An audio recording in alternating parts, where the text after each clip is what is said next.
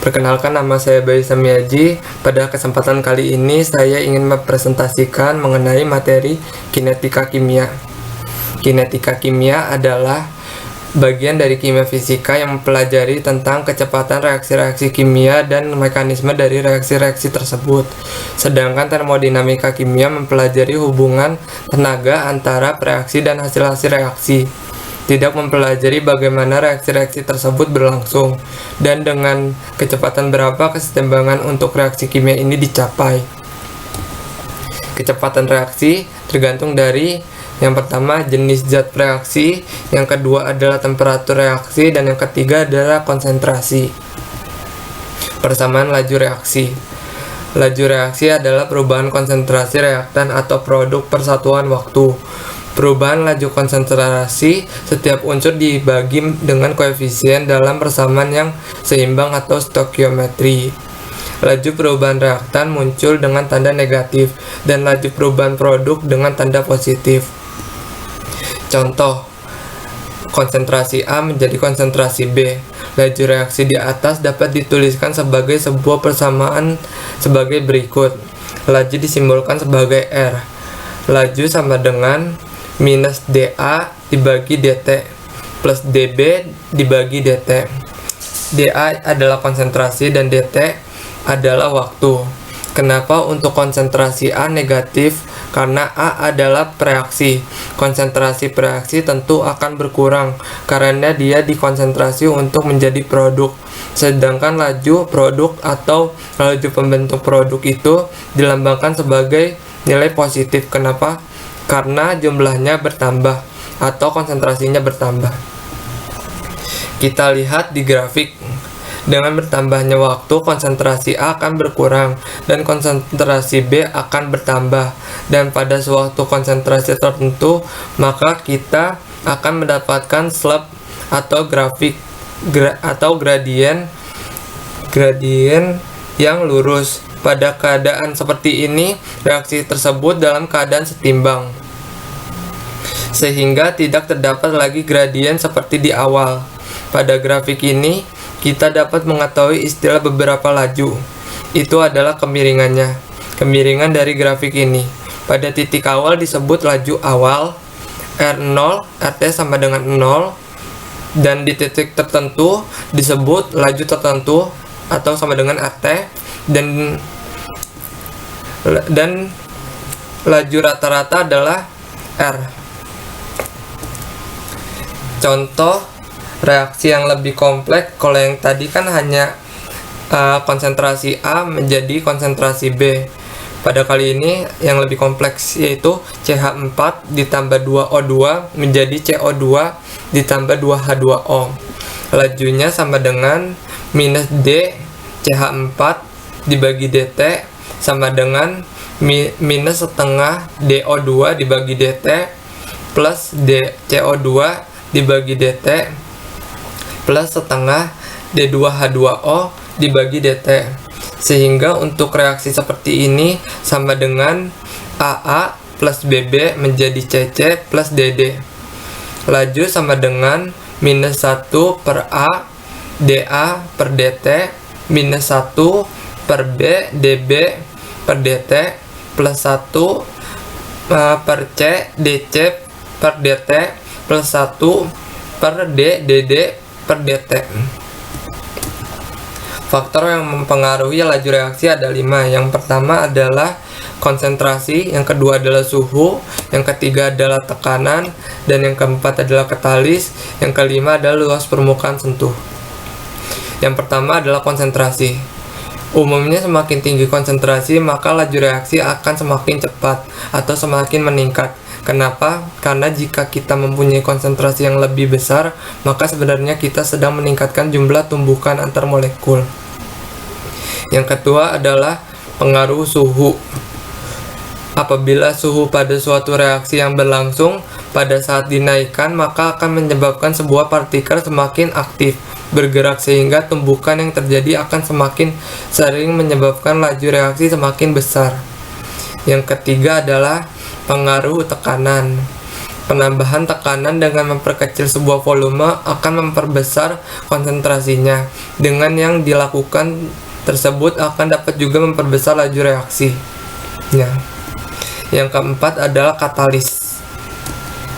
Suatu katalis berperan penting dalam reaksi, tapi bukan sebagai reaksi atau juga produk.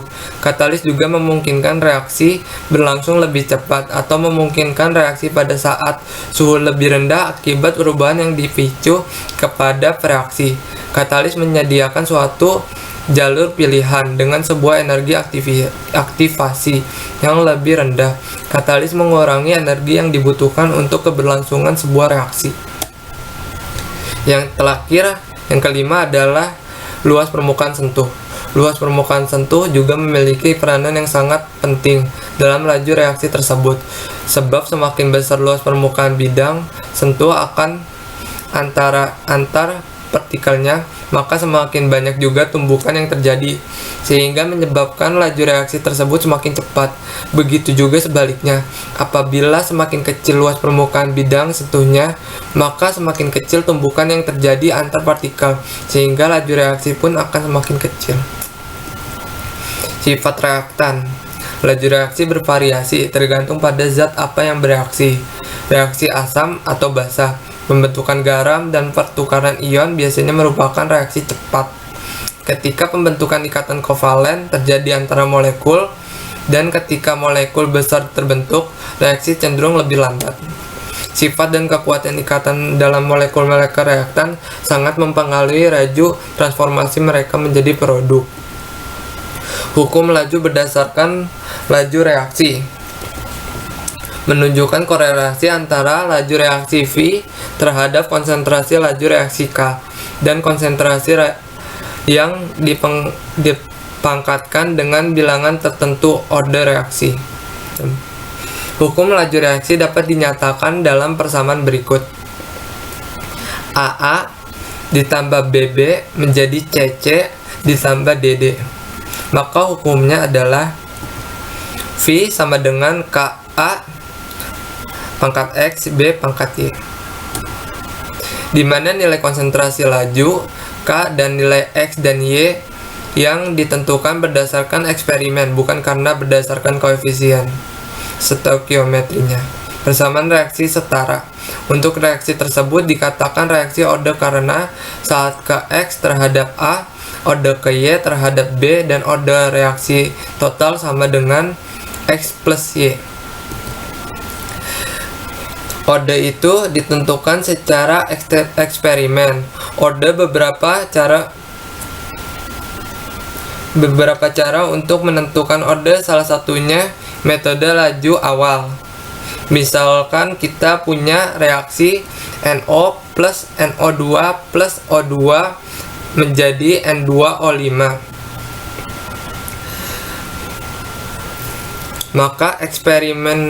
Maka kita bisa mencari ordernya dengan melihat eksperimennya. Kita bisa lihat eksperimen pertama dan eksperimen kedua. NO di eksperimen pertama itu 0,1 dan di eksperimen kedua 0,2. Berarti NO mengalami peningkatan konsentrasi 2 kali lipat.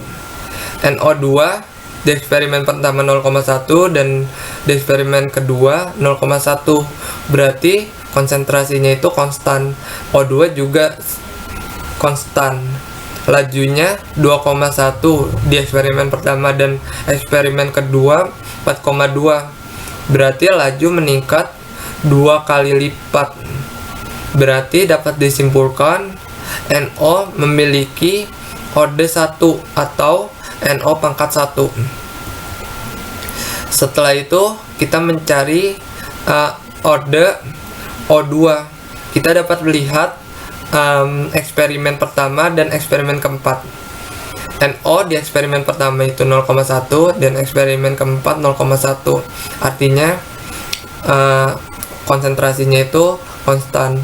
NO2 eksperimen pertama 0,1 dan eksperimen keempat 0,1 konstan juga. dan O2 itu eksperimen pertama 0,1 dan eksperimen keempat itu 0,2. Artinya konsentrasi O2 ini meningkat 2 kali lipat.